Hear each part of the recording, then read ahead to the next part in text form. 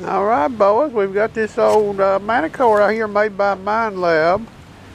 You know, I peruse around a little bit, you know, and sort of read and listen to what some people, you know, what they have to say.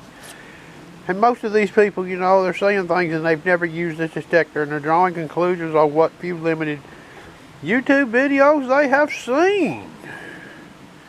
Well, I'm going to show you something here with this machine, okay? I've got a piece of foil in there, and that corner is actually slightly below the plane of that foil there. You see it there, okay? So it's been said that this screen can't do a person really any good, okay? I'm in recovery speed 6 here. All-terrain low conductors. Let's say you were in a park looking for gold rings, and you wanted to pick up some higher conductive targets along the way, okay? You can use this program and do that, okay? Now, it's not the optimum program for high conductive coins, okay? But let's just say that's what you were doing. Now, I'm in speed 6, preset Ferris limits, but I've went over here. If you'll notice the left side of that screen, there's no gray. I think it's 0 through 4.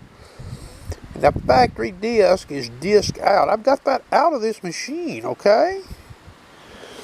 Now, I'm going to sweep this, and you're going to see that dot over there on the left side, and you see that dot in the right side over there. See that? Now, listen to this machine in speed 6. What do you hear? You're out there sweeping, and you locate this target, and you sweep back and forth over it. Okay, now, notice that ID on that quarter. That ID on that quarter is incorrect. It's low. See that? That's low. But you look down there on that screen and you see that ball over there on the left side of that screen. See that right there? So that would tell a user sweeping this machine. And by the way, if you go back and put the factory disc in, you still get to see that dot, okay? But it's been said, well, the tone of this machine and the ID will tell you all you need to know. Well, I'm sweeping it right here, okay? Listen to it. What do you hear? You hear 2 targets? No.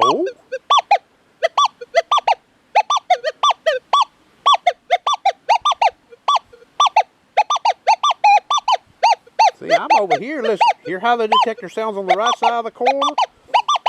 It sounds the same on the right and left side of that corner sweeping this detector. But when I look down there at that screen, I get to see that dot painting in the left side, okay? Well, you get semi-skilled with a detectorist, you know, you're going to be like, uh-oh, I've got low conductor there. Maybe I shouldn't believe that ID in that window right there, okay? Maybe I shouldn't believe it. Maybe that ID is being compromised. Now, I'm using a quarter here for an example. We could put a zinc and penny, you know, down there too, okay?